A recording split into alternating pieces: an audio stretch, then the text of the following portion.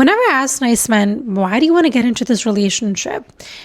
Majority of the time, it has to do with, oh, I don't want to be alone. When I come home, they're there. I just want you to know that that is not the reason to get in a relationship. That is not the reason to date, because when you just have the notion that, okay, when I'm with this person, then I'm going to feel less alone, that is actually not true. Because if you do not do the work, and of course you don't have to be perfectly healed and everything, but there has to be some sort of a self-reflection, some sort of an awareness of what's happened in your past.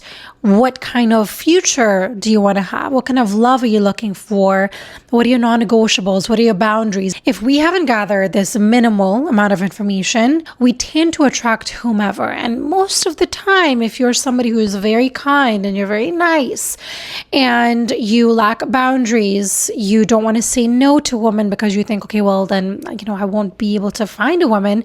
And most men probably just, let it go. A lot of the times that is your pathway to find a toxic, unhealthy, unhealed woman in your life.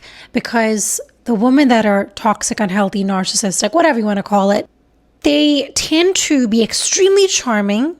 They tend to be extremely gorgeous and beautiful.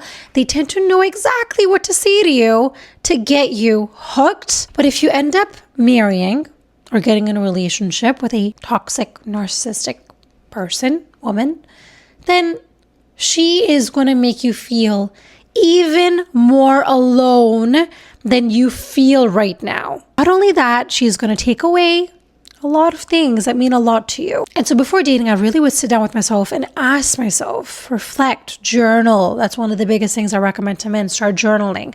Write down your thoughts, because many men don't even share the littlest things to their friends. And a lot of men don't even have friends that are going to hold that safe space for them. So make sure, if you don't want to get a therapist, if you don't want to get a coach, at least sit with yourself and ask yourself these questions. Actually answer it. Because the more you tend to avoid these kind of things, the higher possibility that you meet the wrong woman.